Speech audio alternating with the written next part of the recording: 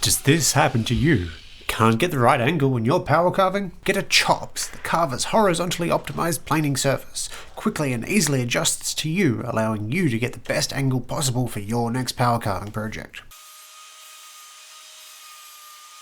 Please consult with a doctor to see if C.H.O.P.S is suitable for you.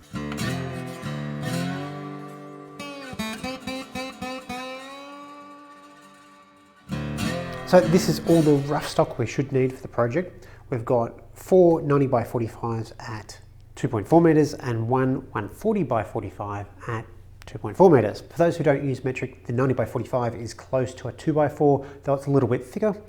And the 140 by 45 is closer to a 2x6, though again a little bit thicker. These are all 8-foot lengths. You might notice all of this is hardwood rather than softwood. Certainly could use softwood, there's nothing wrong with that. The softwood available in my area is pretty bad. It's very, very wet, nowhere approaching straight. And I find it's very, very resinous, which just gunks up all my blades. Hardwood, on the other hand, isn't that much more expensive and is just much, much easier to work with. For day one of this build, I'm going to try and get the top done. So I need to rough cut the top to length, then I can go through the full jointing process. Because this isn't a high quality piece of furniture, nor is it a joiner's bench, it doesn't need to be quite as dead flat. So you certainly could just edge glue it and be fine like that. I'm going to make it look a little bit prettier by dressing it all properly, but I wouldn't be too concerned about the dead flatness of the workbench.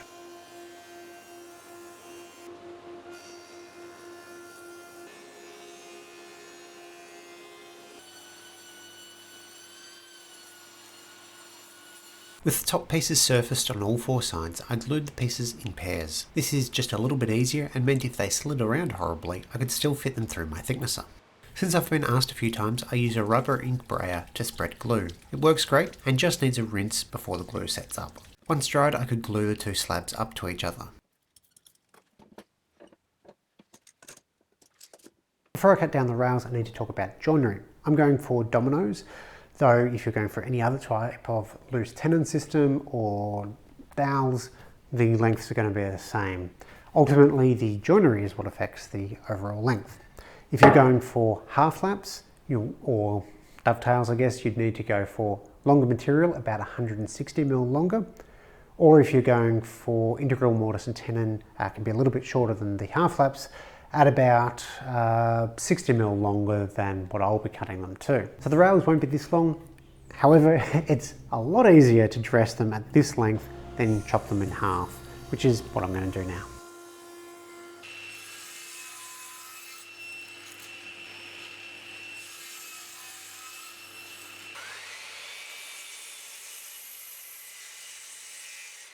I went totally overboard with dominoes because my brain was just on autopilot. I ended up putting in 4 10mm dominoes into every connection. This thing is stupidly rock solid.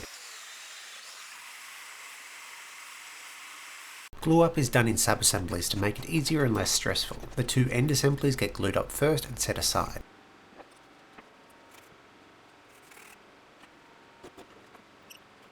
Once they're dried, the connecting rails are glued in. This minimises how many tenons get glued at once and how many clamps are needed. It gives me more chance to square everything up as I go.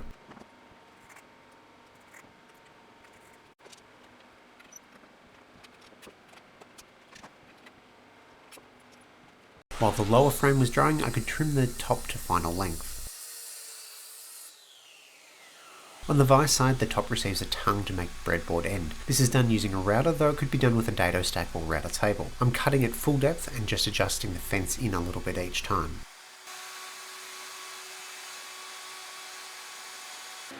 To make the matching groove that will slide over it, a couple of passes over a dado stack quickly takes care of it. This forms the fixed half of the Vise jaws. This is the mounting bracket for the Vise that I'm going to be using. The Vise has got a screw that goes through like so, and 2 guide rods. The mounting part gets screwed to the underside of the bench, and I need to drill 3 holes that go through the end cap / breadboard on the end here. So I've marked out the center of the board, and then from there I've gone half the distance of the Vise mounting hardware, and that's pretty much where it's going to go there. So I can mark screw holes for that, and from there I can now transfer those lines and drill holes through the end cap.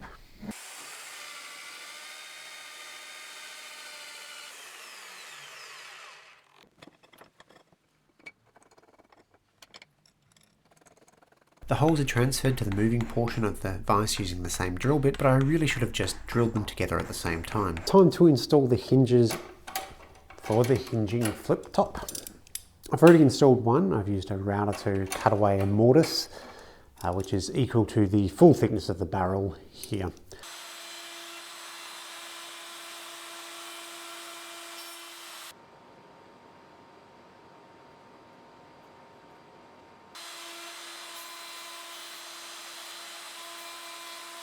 The router creates a round mortise, so it's squared up with the chisel.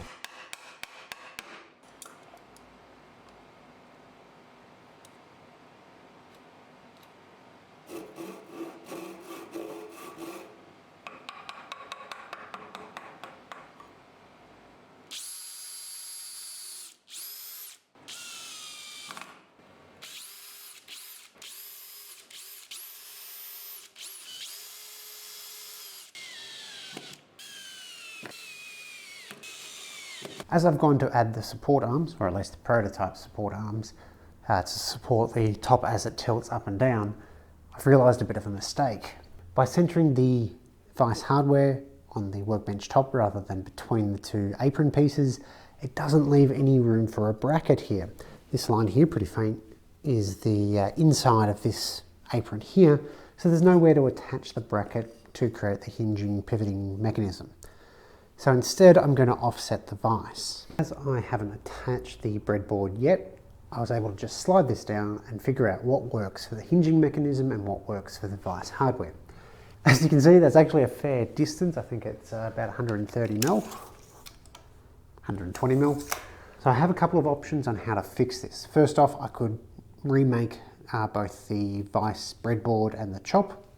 Not my favourite option, but it is an option. The other option that I can see is just re-drilling the holes in the breadboard part, and for the vise chop here, just cutting it down. The extra 120 mil that I'll lose actually isn't a big deal on that side of the vise. I'm likely never to use that part anyway.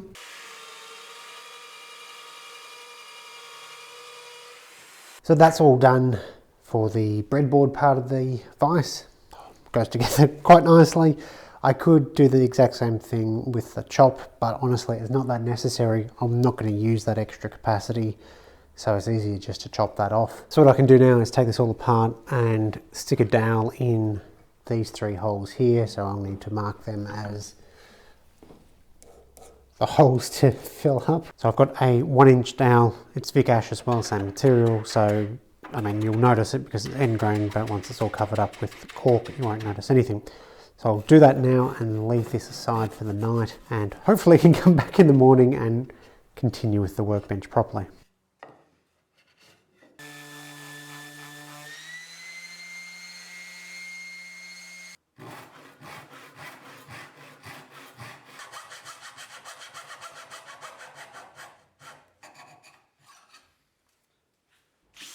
The breadboard ends are pinned with dowels, moving the centre point of the dowel back towards the bench by a millimetre or so.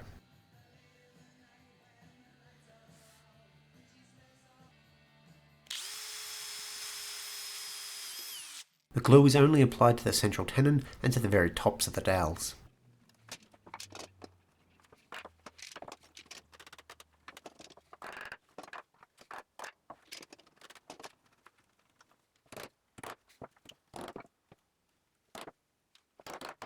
The top will be supported by two arms, and those two arms will attach to the underside via some brackets that will help provide the pivot mechanism.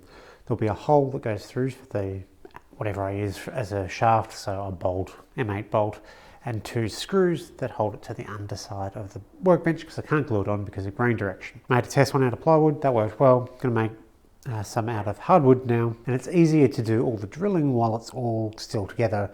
Then I can just do a bunch of through holes, cut my shapes, and then I don't have to worry about holding things on awkward angles.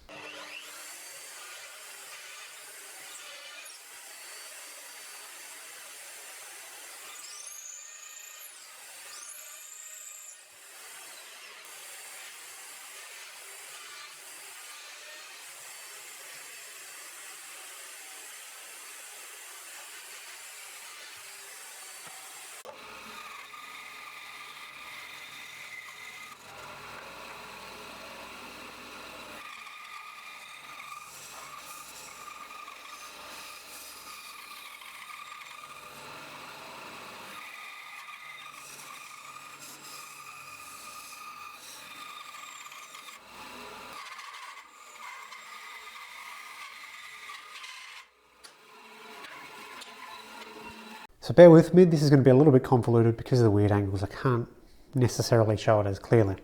I've already mounted 2 of the brackets. A M8 bolt will go through, that acts as our hinge mechanism. These brackets get screwed rather than glued because of grain direction. Though with the size of it, it's probably not a huge issue, but screwing is just easier in this case. Anyway, so with the top flipped up, we can place one of the brackets in line with the rail here. That's important because that's where the knob is going to go, so it's good if it's in the right position. To do that, I'm just using this prototype arm, clamping that up against it. The hinge mechanism needs to be spaced out from this rail and leg here by 2 millimeters, so I'm just using a plastic shim. And now we've got our position for the first hinge part. So now I need to flip this down and I can actually pre-drill those holes.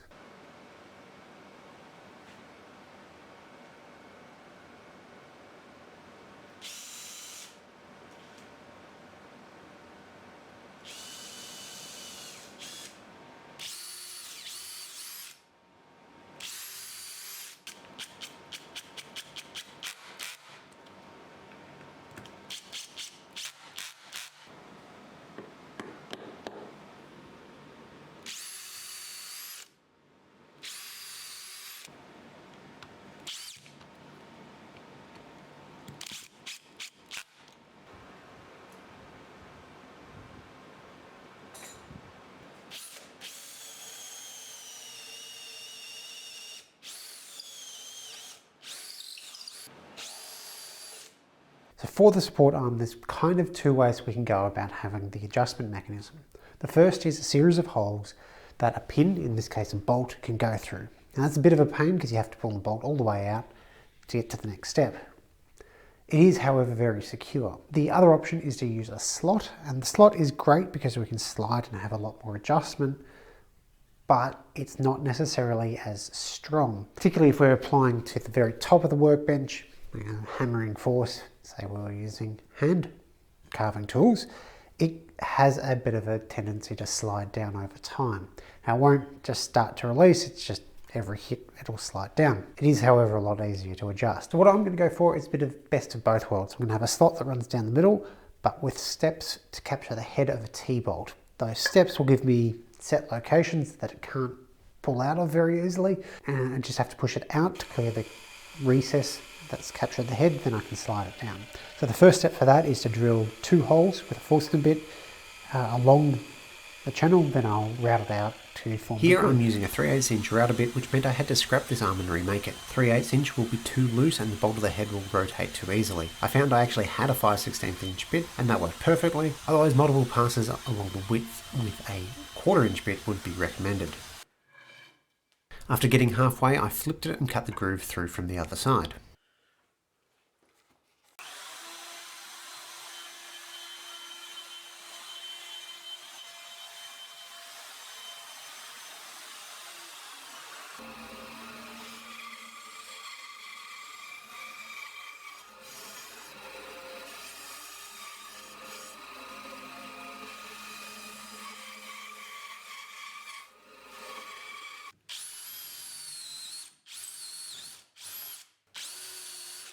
There are a lot of ways to drill dog holes. I happen to have an almost okay drill guide and quarter drill that work well enough to drill dog holes. If you've got a 3/4 inch plunge bit, you can use a router or use a template and guide bushing to use a smaller bit.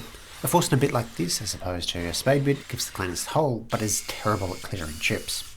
I drilled about 3/4 of the way through, then used a smaller bit to transfer the point through to the other side, flipped and drilled through from the underside. This stops excessive tear out, particularly in Vic Ash. I gave the bench a coat of exterior grade polyurethane, mostly to use up the polyurethane before it goes off. It'll also help cleaning down the bench and provide contrast to visually separate it from the workpiece on top of it. C.H.O.P.S is done. Pretty happy with how it's turned out. Link in the description below for plans for it. It's been very, very cold here in Melbourne. It's taken 3 days now for the polyurethane, the single coat, to cure. So I'm going to wait till it's a little bit warmer so that I can put on a second coat. It's not entirely necessary, but it does make it just easier to clean up, and if I'm working on any of the same material in my carvings, it's going to be visually easier to see. So this might seem a little bit low for a bench, but it is for power carving specifically. Hand carving, you'd want to make the legs a little bit taller. I can always add some little blocks underneath the feet to raise it up, should I want to do some hand carving. But as you can see, this is quite a natural position for my arms for this tool, and the work pieces on top of it will raise it up a little bit. So depending on which tool I'm using, it's probably a little bit of a compromise between all of them. There are still a few things I need to do. For example, I don't actually have a handle on my vise, I'm just using this domino stick. The reason for that is that on these less expensive vise components, the holes in them aren't particularly round, so you can't just buy a dowel and stick it in because it won't fit. So I'll do something about that. I need to align the jaws with cork, but again, it's so cold that it's not going to stick very well. I'll make some custom bench dogs for this, particularly for the vise side, because it's not a through hole. I'll make something similar to this, except out of wood. As I said, there is a link to the plans in the description below, or if you want to see some other carving workbenches, Bearcat Wood put out part 1 of his carving bench last week, a couple of weeks ago, and KRT Wood I think has one coming up soon. He showed that off in his most recent video, and that looks pretty cool too. Links to their channels in the description as well. Thanks for watching.